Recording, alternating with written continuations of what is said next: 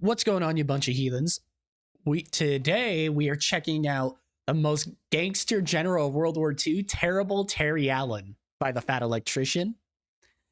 I've been waiting to bring this one to you guys, and I'm super excited. So let's jump straight into it. This guy's probably the only dude to ever get shot in the face and benefit from it. I'm sorry, what? Today we're talking about the most gangster general of World War II, Terry de la Mesa Allen, aka Terrible Terry. A nickname given It's a hell of a nickname. I love it. Fellow high-ranking officers for failing out of West Point, scamming his way through infantry officer school, and being a poor disciplinarian. Terry Allen did not care about the dog. Sounds like an E4 Mafia homeboy. He didn't care if his men called him general or sir. Most of them just referred to him as Terry. He did not hound his men about uniforms and grooming standards, and he certainly did not think of himself as above his men. He considered himself one of them. He gambled with them, he drank with them, and he fought with them on the front lines. Legendary. Oh, so just incredibly good leadership. Got it. War correspondent Ermi Pyle describes Terry Allen as one of his favorite people and the true soldier's general. Another war correspondent described him as the greatest leader of men and tactical general in our army, while his contemporaries described him as, and I quote, a soldier of uncertain future in peacetime army, but certainly should be entrusted with a division in a time of war. Terry Allen is a rare case of a high-ranking officer being more concerned about the opinions of the men below him instead of the men above him, and it absolutely infuriated many of his fellow generals. That's how it should have been. So overwhelmingly effective on the battlefield that General Patton himself refused to go into battle without him. He was so overwhelmingly popular with the men that served beneath that's him so in war cool. correspondence that he actually ended up on the cover of Time magazine in World War II. Despite that, 99% dude, that's so fucking cool. Heard a single thing about him.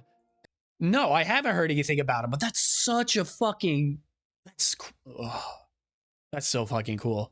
I'm already in love with this dude. This dude sounds amazing. We're gonna fix that right after a word from our sponsor. You got it. Brought to you by Ridge Wallet. Okay, look, this is like the 10th time we've gone over the Ridge Wallet on this channel. I'm not gonna keep kicking a dead horse, okay? Pretty much all you need to know is they keep paying me to make these ads. I'm assuming because people keep buying them, and people keep buying them because it's a good product. Okay, look, all it is two pieces of metal with some elastic. It holds your credit cards and your money together, and then you put that in your front pocket so you're not sitting on top of a giant Gutenberg Bible for the rest of your life messing Yeah, up your I've bag. already Hey, look, put my wallet in my front pocket. Oh, here, let me move. Carrying around 100 different business cards of every person you've met over the last 25 years that you've origamied inside of a dead cow and carried in your pocket at all times, okay? Just put their as my dad says inside your phone, and as my dad does. Your ID, your credit card, and some cash, and you're good to go. Not only that, but this works for women too, okay? I don't know what your life is with the purse situation if you're a woman, but guess what? My wife has like 5 different purses in 5 different sizes, a different size purse for every type of occasion, and I cannot tell you how many times she has forgot her credit card or her ID at home, and it's been a giant pain in the ass, okay? So it sounds like a fucking pain in the ass. In a Ridge Wallet, and then you just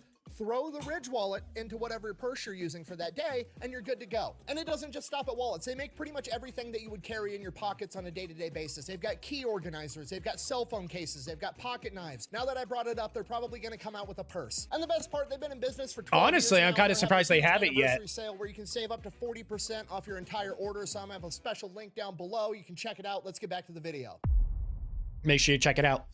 All right, our story begins April 1st, 1888. A young Terry de la Mesa Allen is born at Fort Douglas, Utah. Terry Allen was not only born on a military installation, he was basically bred to be in the military. His father was... Damn, homeboy was also born on April 1st. 43 years in the army. And his grandfather on his mother's side was Colonel Carlos Alvarez de la Mesa, who fought in the Civil War at Gettysburg. Terry grew up his entire life in military installations in the West. The first thing this guy learned how to do after he learned how to walk was to ride a horse, drink, chew tobacco, gamble, and shoot the shit like an enlisted cavalry soldier. By the time he was 10 years old, he was basically in he was already mafia. Because he went to work with his dad and followed him around every single day. So at 19 years old, that's fucking cool. Off to West Point. He becomes pretty well known for basically 2 things. He's phenomenal at riding a horse and doing anything that actually involves like being a soldier out in the field, and he's absolutely horrible at everything else and shows no motivation to improve upon it whatsoever. He racks up more demerits than anybody else in his class at West Point. His uniform's never perfect, his fingernails are always dirty, he's always drinking in class, he's cheating on exams, the exact type of behavior that you would expect from a child that grew up his entire life with enlisted men out in the field. Because of this, he is not very popular with his classmates because, well, it's the 1900s, and at this point in time, the officer class is still very much that same aristocratic class from, you know, the higher society, and Terry Allen isn't taking their dog and pony show that dumb very shit. seriously. And on top of that, he also has a very severe stutter when he talks, so everybody kind of like gives him shit and makes fun of him. Because of this, at the age of 21, he ends up getting kicked out of West Point. Not taking no for an answer, he goes and enlists in a Catholic university, graduates at the age of 24, enlists in the army, and then competes for a slot to be a cavalry officer. And he wins. He ends up getting commissioned That's fucking about dope. 5 months after his class at West Point. From here, Terry is pretty much immediately sent to the southern border between the United States and Mexico, where he is tasked with stopping smugglers and gun runners from crossing the border. He gets in frequent skirmishes, and this is his first taste of combat. And when he's not doing that, he has to go and, you know, intermingle with his fellow officer class and their hoity-toity aristocratic society nonsense. And obviously, Terry's still not super popular. He's still rough around the edges. He's still kind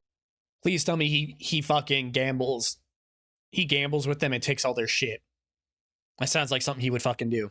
Please tell me that's something he does. of disheveled. He's got dirt under his fingernails. He likes to drink. He likes to cuss, and he's still got that stutter. But Terry does gain some popularity because you know what the hoity-toity officer class likes doing? They like playing polo. And you know what Terry's really good at? Riding a horse, which comes in handy when you're playing polo. Terry ends up becoming one of the best polo players around. That makes and ends up sense. being captain of his team, and they have this game slotted up where he's supposed to go up against this like regional champion team, and they're supposed to absolutely crush Terry's team. But Terry doesn't care what's supposed to happen. Terry wants to win regardless, so he makes his team go out and practice for weeks leading up to this game. And for practice, he has them shooting goals on a target that's only 1 yard wide when the average polo goal is 8 yards wide.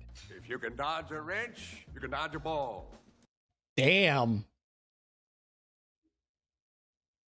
He really doing that shit. He that guy, huh? What?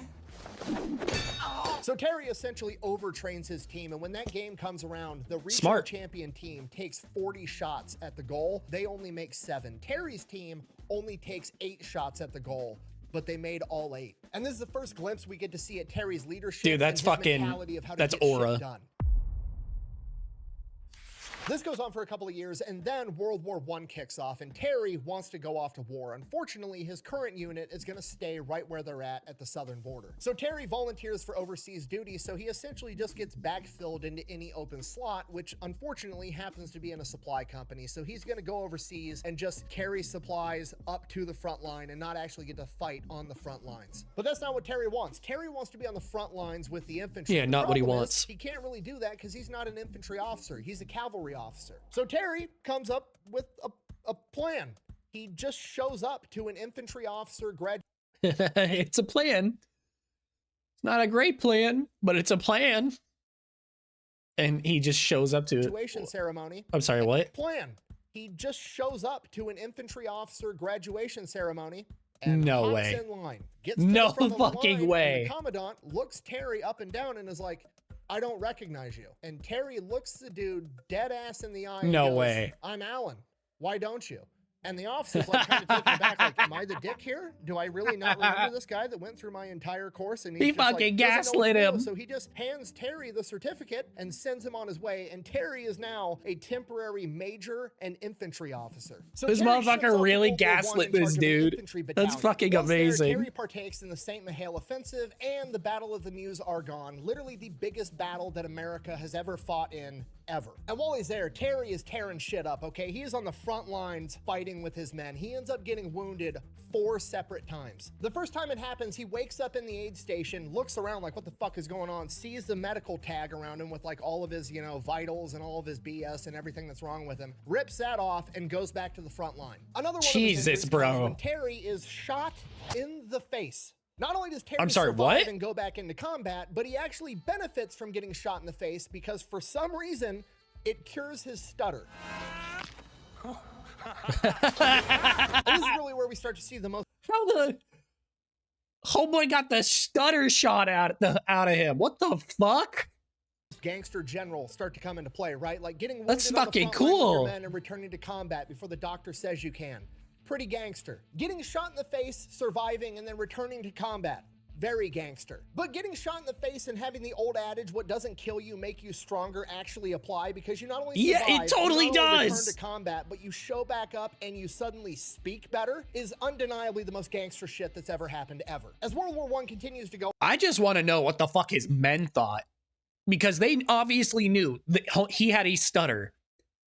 And the last they saw of him, he got shot in the face. So then he comes back to fight with you again, and he can speak clearly now without the stutter. That would put the fear of God in them. That's fucking hilarious. I love that. on, Terry gets more and more comfortable in combat. This is where he really thrives, and he's starting to get a lot of ideas of his own. And one of the things he comes up with is like, why the fuck are we fighting in the daylight? You know what I mean? Like, let's fight at night where nobody can see shit. It's pure chaos, and Americans thrive in chaos. So one day, Terry Hell gets yeah. ordered to take a position, and the estimated casualties of taking this objective are gonna be like 200 to 300 men. So Terry is like, fuck that. You know what we're gonna do? Instead of attacking tomorrow when we're supposed to attack, we're gonna attack tonight when it's dark. Okay, now at this point, that's not how you conduct warfare, okay? Not a lot of people are No, launching that's not how night you would do attacks that now, in trench warfare. at that but point. You know what? Terry just showed back up after getting shot in the face, and now he speaks better. Fucking, I'll follow that guy into any amount of combat anywhere. And Fuck that's pretty yeah. much how all of his men felt, except for one company commander. This company commander is like, no, we can't do that. We need to follow orders. We need to do exactly what we're told. We can't attack at night. Oh, what's We're he gonna do get to us him? all What's he killed, do to yada, him? Yada, yada. Finally, Terry Please just let me gets tell- fed no, up, he and tears here him this a dude new pulls out one. his pistol and shoots him through the ass cheek. Terry then looks at this company commander and says, and I quote, "There, you're out. You're wounded." What the fuck? Dude doesn't get court-martialed for that? What the fuck? Thank you. You're welcome. Company commander goes to the Jesus. station. His XO takes over. They launch this night attack. They take the objective, and they only lose 20 men. So night combat was outrageously effective for Terry and his men, but shortly after that first night combat, the war ends up coming to an end. Terry would later go on to write, and I quote, "I wish the war hadn't stopped when it did. It's a damn shame. I was just beginning to get good ideas about commanding infantry battalions. I wish I could go back to the front and try them out." Regardless, the I'm sorry. armistice is signed, Holy World War I is shit. over. Terry ends Fucking up staying war over in Europe dog. until 1920 as part of the occupation army, and somewhere along the lines he ends up playing polo against the British, and then he ends up being friends with some of the British officers, and he has this one officer that he ends up being pretty good drinking buddies with, and this particular officer's name was Edward VIII, as in like the Prince of Wales and future No King way. Edward VIII, and Terry had no fucking idea until after the fact. So just to You're telling me dude became drinking friends and just friends, shitbagging with the Prince of Wales, who goes on to become King of England, just shitbagging with him in the fucking army because he's there as an occupation force after the war. That's fucking hilarious. I love that. God, these stories are so fucking cool. I love this shit.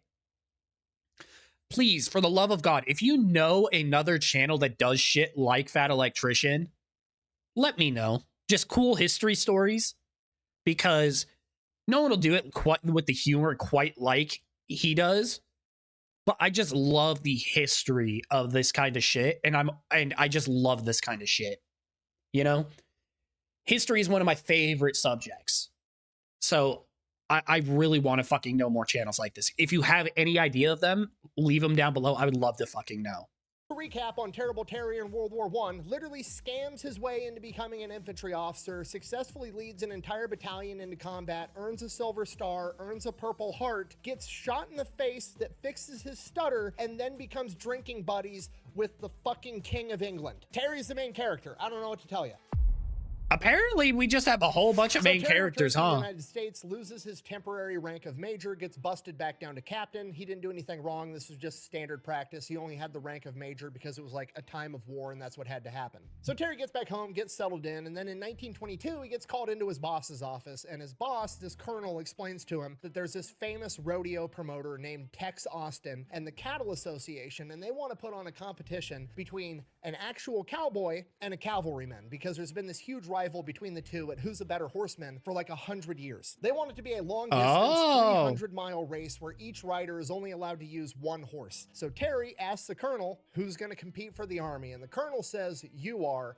and you're gonna win. And he's gonna be competing against his legendary cowboy Oh, known well, as shit. Key Dune. He was a former wagon boss in the Old West. He's just a complete legend, and everybody is expecting whoever the army puts up to get absolutely smoked by this guy. And that's why He's it's the main Cattle character, Congress and though. the rodeo promoter putting the whole thing on. They want to show that cowboys are better than the United States military. Unfortunately, they don't know that the U.S. Army has Terry Allen, and he's the main character. So the media Yeah, and newspapers exactly. hype this up. The entire world is watching. The very first day, Terry clears over 50 miles and the cowboy barely hits 30. Terry's getting telegrams Jesus. and updates on the race of where he's at, where the cowboy's at, how many miles are left to go every single night. And Terry is so far ahead the entire time that by the third day, he decides that he has time to stop at a diner and have breakfast. The waiter, striking up casual conversation, asks Terry if he's heard about this crazy race going on between the legendary cowboy Key Dune and some army guy. And he goes like, I'm sure the army guy is really good, but he doesn't stand a chance against a real cowboy, to which Terry informs him, well, first off, my name's Terry Allen. I'm the army guy, and last I checked, I'm pretty far ahead of him. The restaurant ends up That's paying for fucking Terry's great. breakfast for him, and then later I love that that. day, Terry Well, receives I'm a him. telegram that Key Dune literally- ran into trouble, and he could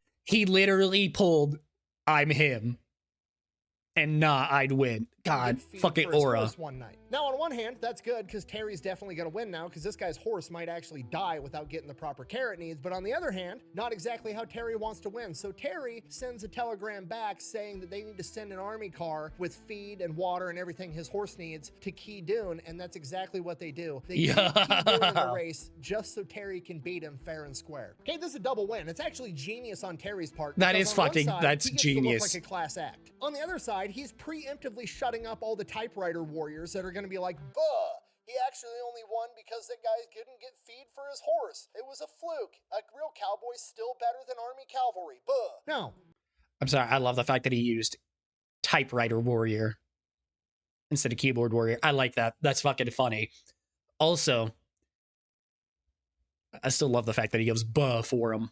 That's fucking Terry's shutting hilarious. all that shit out of the gate, and he's going to beat this guy fair Good and for square. him. And that's exactly what he does because he ends up beating Key Dune by over 7 hours. For the rest of the interwar years between World War I and World War II, Terry is pretty much just training and really defining the doctrine for what a cavalry soldier is supposed to be doing on the battlefield. You have to realize at this point in time, warfare on horseback is outdated, but nobody really knows Yeah, very that much yet, so. right? Like, they're going to get replaced by tanks and trucks, but World War I, tanks were just introduced. They were very simple things. It was just a big metal box with guns on it where you Land could shit. pretty much just drive straight. They didn't have radios inside of them. They couldn't coordinate attacks. So a lot of people didn't understand the real potential with mechanized warfare. So a lot of people were still under the impression that horse warfare was still going to be very prevalent in the future. During this time, Terry literally Boy, were they rewrote wrong. the cavalry field regulations while he was at Fort Riley. He then went on to write a literal book about it that got published in the 1930s called Reconnaissance by Horse Cavalry Regiments. While all that was going That's on, cool. he served as the I wanna assistant check that out. commander in 3 separate divisions where it was said that he, and I quote,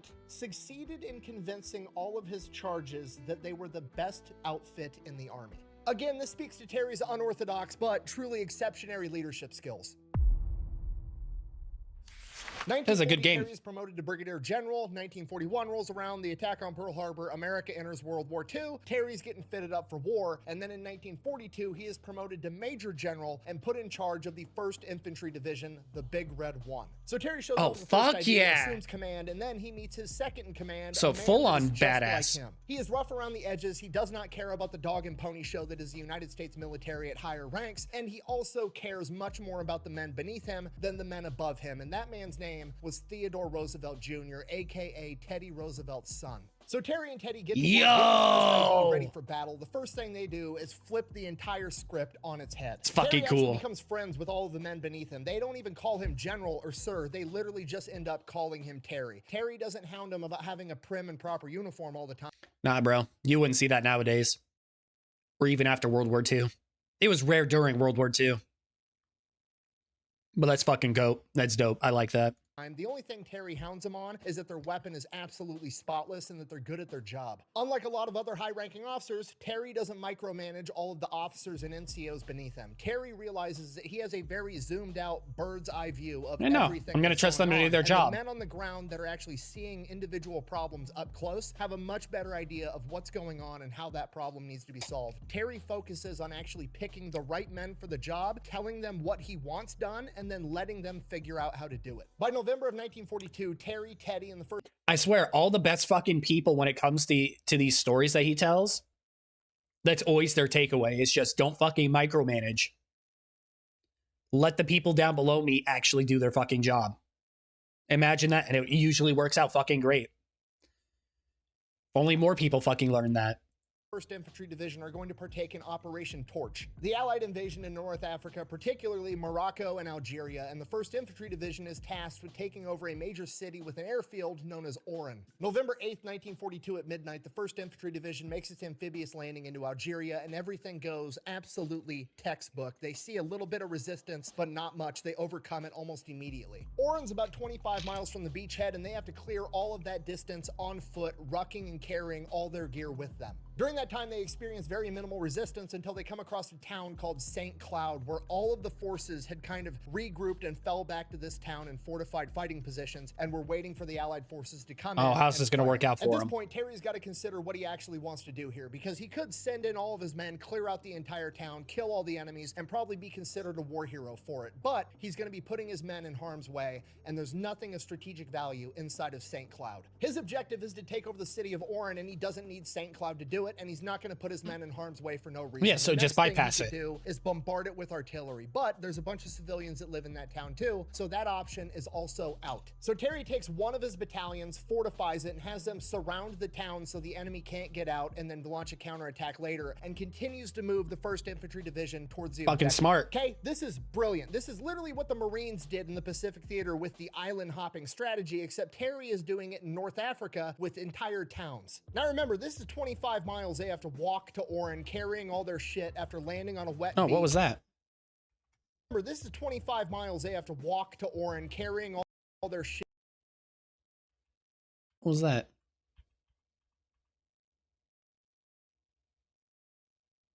Fortunately shot. Huh, I wonder what this is from. Shit after landing on a wet beach, probably being soaked. Okay, this is going to be a jaunt and a half. It's going to be exhausting, and it's going to take time. You have to embrace the suck for this. All through the day of November 9th, and Terry is pushing his men to the point of exhaustion. On the morning of the 10th, Terry is up on the front line with his men after everybody's been walking for a day and a half, and as he's patrolling the front line, seeing how everybody's doing, he comes across this utterly exhausted rifle company that's taking shelter inside of a ditch next to a road because there's some stray artillery fire coming in. So Terry walks through the ditch, gets on the other side, and he's standing, and he can see the city of Oran off in the distance, and he's looking around, he's looking at the faces of his men. He knows they're exhausted. The men are looking back at him like, okay, here it comes. We're about to get our ass chewed because we're taking a break. Fuck. So Terry looks back at the city of Oran, and then he looks back at the men, and he says, and I quote, "There's a lot of good-looking girls in that city ready to welcome the liberating Americans." Where did Hackett go? And with that, his men got up, reinvigorated, and continued towards the objective. God, I love Bad Company too. That's such a great game.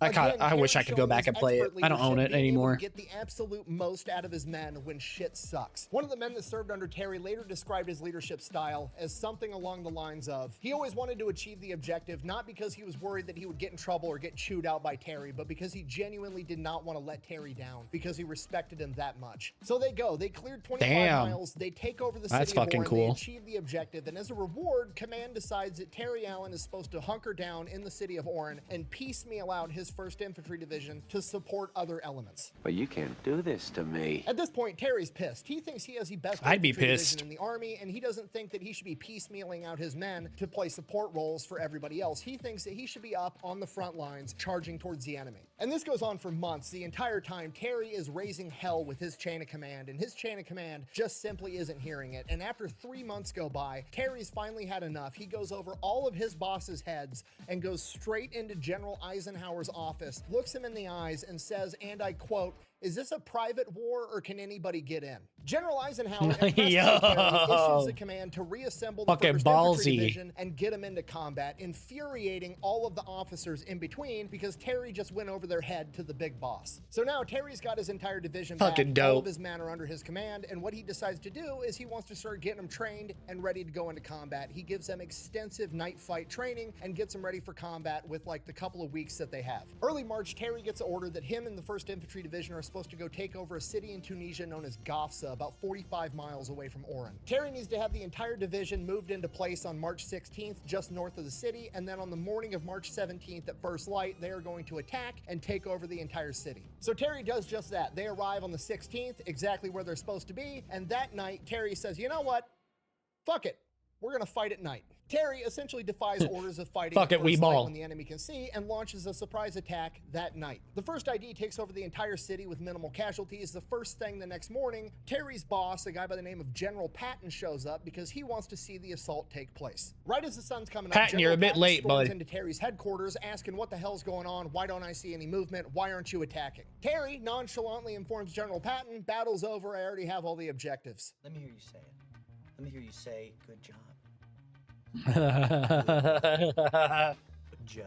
Well, now Patton's not pissed off. That's that the fucking objective wasn't hilarious. met. Now he's pissed off that it wasn't met exactly how he wanted it to be met, and he demands an explanation from Terry. At this point, Terry casually asks General Patton, do you know who Knut Rockne is? At which point, Patton responds, yeah, what the hell does a Swedish football player have to do with war? If you don't know, Knut Rockne was the guy that popularized forward passing in American football, so Terry explains to him, the night attack is essentially the forward pass in the infantry. Telling Patton, and I quote, why would I beat my brains out for a yard and a half when I could just pass the ball for 40 yards? At which point General Patton says, Fucking again, and I Christ, quote, smart. oh, and then he fucking leaves. From here, Terry and the first ID are ordered to help the Allied forces take over the next city, El Gater. God, I fucking Again, love they this launch a dude. surprise attack, taking over all the preliminary objectives, and from here they experience heavy German resistance, a ton of counterattacks. They're getting strafed by the Luftwaffe. They're getting hit by artillery. It is an absolute shit show. After a couple of days of fighting, Erwin Rommel sends in a bunch of heavy tanks to punch through the American 1st Infantry Division's lines, and they are making a beeline straight towards Terry's headquarters, at which point Terry is ordered to fall back, to which he responds to his chain of command, I will like hell fall back and I will shoot the first bastard that does. And the 1st Infantry goes on to repel the attack. That very same day, Allied intelligence cracks the German battle code and they Fucking badass. Just straight up badass. I love it. intercept a radio transmission saying that the attack is going to resume at 1600. A little bit later, they intercept another transmission that says the attack has been postponed until 1645. Now, to most people, this just seems like good information to have. Right now, we can, be ready and defend ourselves when this attack comes. But to good old terrible Terry, he sees a unique opportunity to fuck with the enemy, and that's exactly what he's gonna do. So Terry waits until 1615, 15 minutes after the initial attack was supposed to take place, and then he orders his communications unit to send a transmission on the German radio frequency that says, and I quote, what the hell are you guys waiting for? We've been ready since 4 p.m. Signed, the 1st Infantry Division. Have a nice day.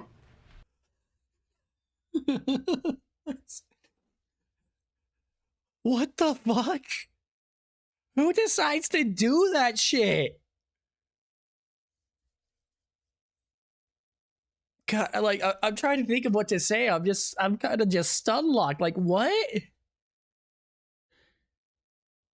Let's continue. That's fucking aura farming over here in North Africa. Shoot.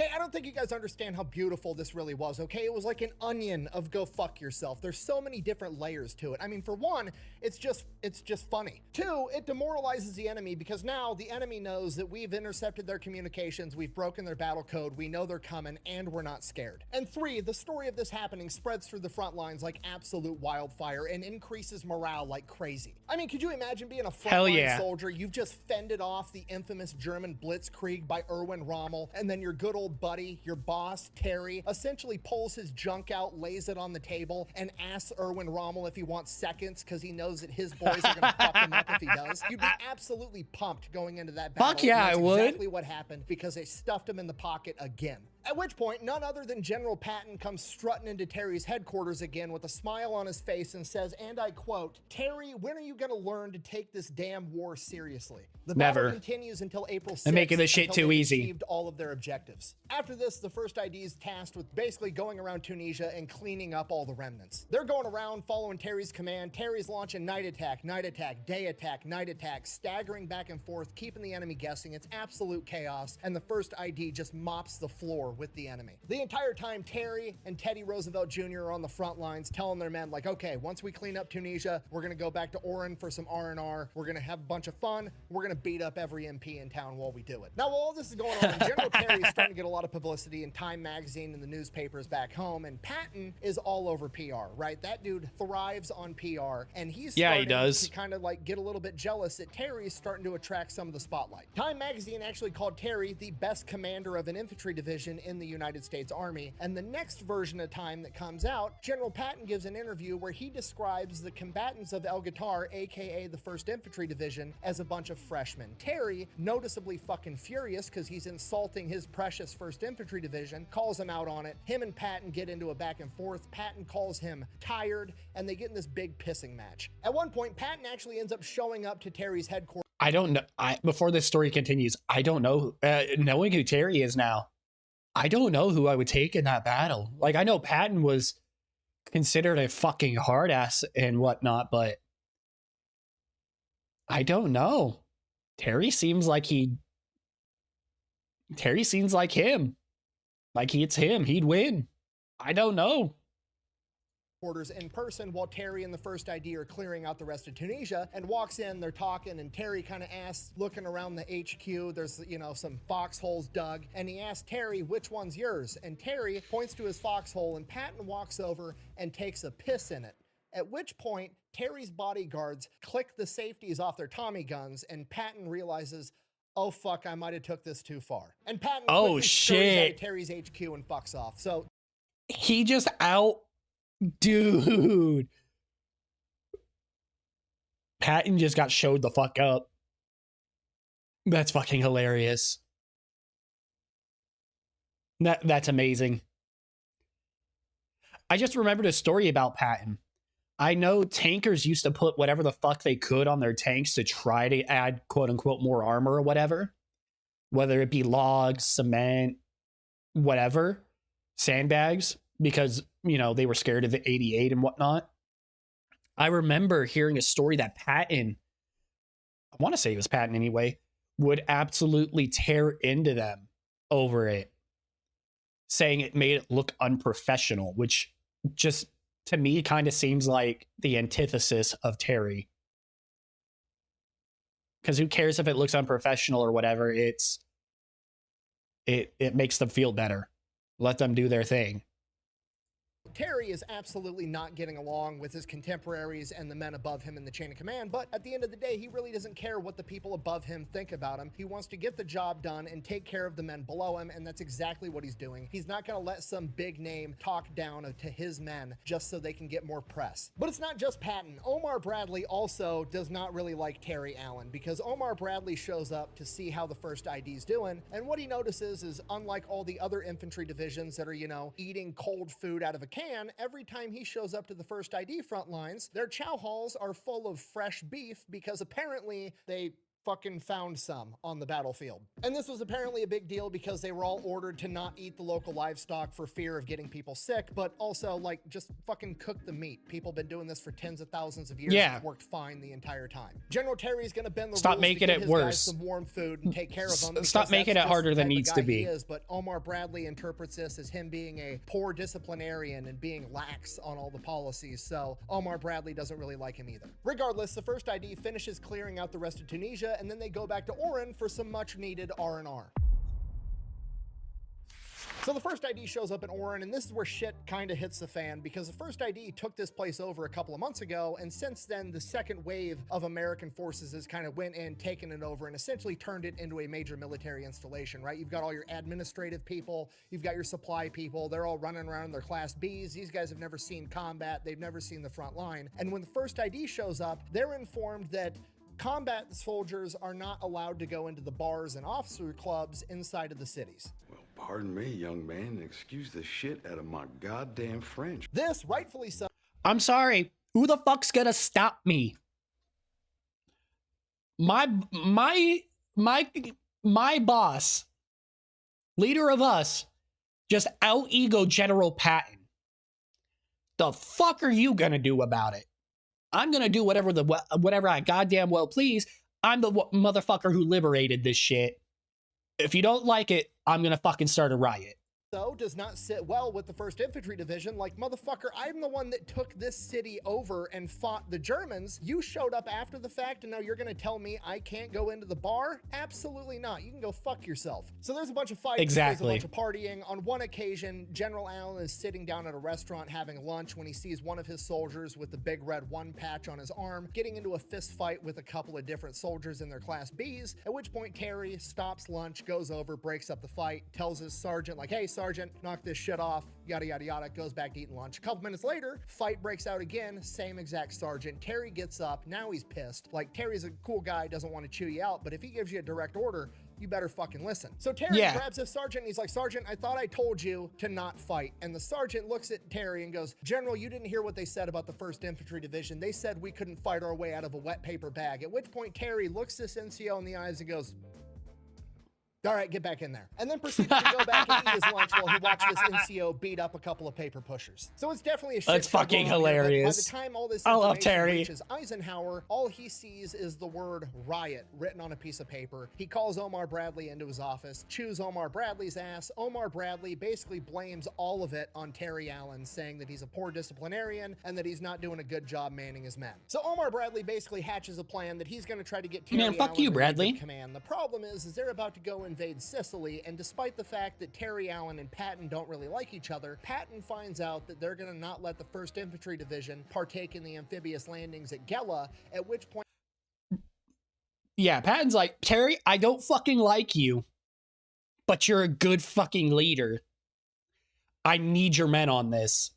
I'm gonna fucking go over this other. I'm gonna go over Bradley's head. Patton says, no, I need those 1st Infantry sons of bitches. I won't go without them. So General Patton essentially ends up keeping Terry in the fight, not because he likes him, but because he recognizes that he needs him, because Terry Allen is that fucking good. So July 10th, 1943, Fuck yeah. Operation Husky kicks off, the amphibious landing in Sicily, and the 1st Infantry Division is landing at Gela, and they need to take it over. It is heavily fortified, and it is a tough fight the entire time, but Terry gets his men, and they establish this beachhead, and they start moving forward. On the 2nd day of fighting, Terry's back at his headquarters, and Teddy is out on the front line, and where Teddy's at gets overrun by Hermann Göring's tanks. They attack with 60 German tanks. At this point, Terry doesn't have any tanks to send to go fight him, and he doesn't have enough anti-tank in his infantry to be able to do anything. So Terry, thinking fast, orders Teddy to have the men bed down, let the tanks roll right over the top of their fortified positions, and then once the tanks are past them, fight off all the infantry that's going to be coming in behind them, and that's exactly what they do. But now, Terry still has to figure out what to do with the 60 German tanks making a beeline straight towards him. So Terry sends the order out to his forward observers to get ready to call in for naval gunfire, and then he orders his artillery to lower the guns and, I quote, slug it out when the tanks come. And that's exactly what they do. Hey, Teddy yo, and his what? infantry on the front line fend off all the German infantry, and Terry's artillery and naval gunfire takes out all the German tanks. By the end of that day's battle, Terry has lost a ton of men. His line is fractured. He's still got guys all over the place trying to hold on desperately to key terrain features. He's hurting bad, and he still can't get tanks up there. At this point, Terry realizes he needs to pull a Sun Tzu. He needs to appear strong when he's at his weakest, and he issues a single order in all caps. The division attacks at midnight. And that's exactly what happens. At midnight, they open up with naval gunfire and artillery. The 1st ID launches their night attack, catching the Germans completely off guard. And once the smoke settles, they realize that the Germans were gearing up to launch a major offensive the very next day. But the 1st ID and Terry Allen beat them to it, wiping them out and capturing all the objectives by sunrise. Terry Allen and the 1st ID have saved the day. However, we can't say that because we don't like Terry Allen because he takes care of his troops. So rather than crediting Terry Allen, Omar Bradley shifts the credit and gives it to Patton because it's technically Terry Allen's boss, saying, and I quote, General Patton's insistence on having the division for the assault may have saved the 2nd Corps from disaster. This is a load of barnacles. After that, the 1st ID is ordered to go take over an airfield. They do that almost immediately, and from there, there's another super hard fight that they're going to need the 1st ID for at a town called Trenoa, which is part of the Edna defense line, and it absolutely has to be captured. The problem is it's a mountainous town in Sicily that's described as being so hilly that it would tax a mountain goat, and there's a bunch of Germans in there that are heavily fortified and ready to fight. So Terry and the 1st ID show up, and this is a hard fight. But Terry's in command. He's shifting soldiers around, forcing They've the got Germans this. to shift their soldiers around, causing the Germans to expose a weak point, at which point Terry would attack. He just out-finesses the German command at every possible turn, and the First ID takes over the town in 6 days. And then holds it while the Germans desperately launched 24 counteroffensive towards him, and he stuffed every single one of them. Now, in the midst of the battle, as it became apparent that Terry Allen might actually pull this shit off, 2 other generals, General Wyman and General Huber, showed up as observers. They then proceed to sit back, great. watch Terry Allen and the First ID out-finesse the Germans at every conceivable turn, take over the entire town in 6 days, breaking the Edna defensive They're gonna line, try to and take then, credit. Once the battle was over, they informed Terry Allen and Teddy Roosevelt Jr. that they are both being relieved of command under the orders of General Eisenhower and General Omar Bradley. And their reasoning for it was essentially what it was back in Oran when they planned the entire thing, saying that Terry Allen was a poor disciplinarian, and because of that, the 1st Infantry Division had become too unruly. So the entire 1st Infantry Division is absolutely furious. Oh, they shit. absolutely love their fighting General Terry Allen. Terry Allen is absolutely furious because, well, his career is essentially Shit's over about to and hit he the is being fan. shipped back to the United States. Ironically, just 2 days after he is officially relieved of command of the 1st Infantry Division, he ends up on the cover of Time magazine praising him as the best fighting general in the United States Army. And now he's been relieved of command and is getting sent back to the United States. And you have to understand, in World War II, when you were relieved of command and sent back to the United States, like, that was it. You were done. You were going to be in charge of like a training facility or some bullshit. You were never going to see combat or major warfare ever again. This is the end of Terry Allen. Unless you're Terry Allen. So Terry makes it back to the United States, doesn't really have orders. He's on rest and recuperation. And after 7 Oh, does he weeks, not get it receives back? a letter from General Eisenhower that says, and I quote, "I'm certain that after you've had your well-deserved rest from the battlefield, your experience and courage will command your assignment to equally, if not more important duty." I'm back, baby! Apparently, while Omar Bradley and Patton don't like Allen, Eisenhower still does, and he's the top dog. Because of this, Oh, both fuck Terry yeah. and Roosevelt Fuck are given yeah. a second shot at command. Teddy Roosevelt Jr. is famously sent back overseas, where he partakes in the first wave landing of Utah Beach during D-Day, and Terry Allen is sent to Oregon, where he assumes command of the 104th Infantry Division, aka the Timberwolves. Terry assumes command in October of 1943, and for almost a year, he trains this unit to get ready for combat. They train all over the country. They train in Oregon. They train in California. They train at Camp Hyder for desert combat. They are ready for absolutely anything, and the entire time, Terry Allen dedicates 35 hours a week to night combat. And the Timberwolves become the first ever U.S. Army unit to specialize in nighttime operations. September Fuck yeah, that's 1944, dope. Terry Allen and the Timberwolves make their way into northern France, fighting alongside British and Canadian units, most likely an effort to keep Terry Allen away from all the other United States generals. Once Terry gets in France, his first order of business is to go to the graveside of one of his best friends, Teddy Roosevelt Jr., the only general to land in the first wave of D-Day, who would pass away just 6 days later from a heart attack and be posthumously awarded the Medal of Honor. And after that, Terry That Allen sucks. is pissed and goes on an absolute tear through the enemy. R.I.P.. Shortly after the British and the Canadians You killed witnessed my the friend? Timberwolves in I'm going combat on a fucking operations, rampage. Canadian General G.G. Simmons says, and I quote, "Once the Timberwolves got their teeth into the Germans, they showed great dash. The British and Canadian troops on their flanks expressed great admiration for their courage and enthusiasm. When they again meet the Germans, all hell cannot stop the Timberwolves." And he was absolutely correct, because Terry Allen and the Timberwolves fight through northern France. They fight through the Netherlands. They push the Germans back past the Meuse River. They help capture Antwerp. They capture the major industrial city of Stolberg. They run down the German army, liberating towns left and right. During the Battle of the Bulge, the last-ditch German Hail Mary of an offensive, they not only hold their positions, but they contain the Germans on the northern flank. Due to their ability to operate at night, the British and the Canadians simply start calling the Timberwolves the Night Fighters. They are so impressed by Terry Allen and the Timberwolves that Sir Alexander Harold of the British fucking Army cool. Why calls don't I know Terry this Allen the dude? best division commander he's seen in 2 world wars. Bear in mind, this is at a time where British and American officers had a rivalry and didn't think very highly of each other at all. Yeah, From there, so the Timberwolves come up on incredibly the good historic praise. German city of Halle. It's this beautiful town that's been there forever, and it is being occupied by German soldiers under the command of Felix von Luckner, the famed Sea Raider from World War I. Terry Allen personally brokers their surrender by basically coming to the negotiating table and telling Luckner, "Hey, look, this is a really pretty historic city. If you don't surrender now, I'm gonna level the whole fucking thing." So he reluctantly agrees to surrender to Terry Allen. The Timberwolves then continue to push further inland until they actually run into the Soviet Red army, at which point Terry Allen takes the patch off of his arm and declares the Soviet commander an honorary Timberwolf, and the Soviet officer does the same to Terry Allen. And according to legend, they spent that night having a drinking competition, and Terry Allen won. From there, the Timberwolves That's pretty moved cool. to help seal the Ruhr pocket, cutting off 300,000 German soldiers and ultimately forcing them to surrender before they moved on to liberate a concentration camp. Shortly after that, the Germans would surrender, the Timberwolves was deactivated in July of 1945, and Terry Allen would finally retire in 1946 after achieving his redemption of not only getting fired from his initial job, but taking a year to train another unit, fighting all the way across the European theater, and he still beat Patton into Germany by 4 months. After a lifetime of military service, Terry retired, moved to his wife's hometown in El Paso, Texas, where he became an insurance salesman and was very active in the veterans community, helping out any and every way that he possibly Just could. full on Unfortunately, badass. At the age of 79, Terry would make one final sacrifice for his country. His 38-year-old son, Terry Allen Jr., was killed in combat in Vietnam, and Terry would pass away 2 years later at the age of 81. He is currently buried at Fort Bliss National Cemetery with his wife and his son. And that is the That's story sad. of Terry De La Mesa Allen, aka That's really Terrible sad. Terry, the general that cared more about his subordinates than the opinions of his contemporaries. The man who legendary war Terrible Terry, who correspondent wasn't Ernie Powell terrible. described as the greatest leader of men and the greatest tactical general in the United States Army. And in my opinion, the most gangster general of World War II. Thank you for watching. No, I Best would way to consider support him the channel is that. go buy some merch Hell yeah. over at thefatelectrician.com. Quack bang out. I think he deserves that title. Shit pisses me off. Literally one of the greatest generals in American history, and nobody even knows his name. Hopefully this video helps with that at least.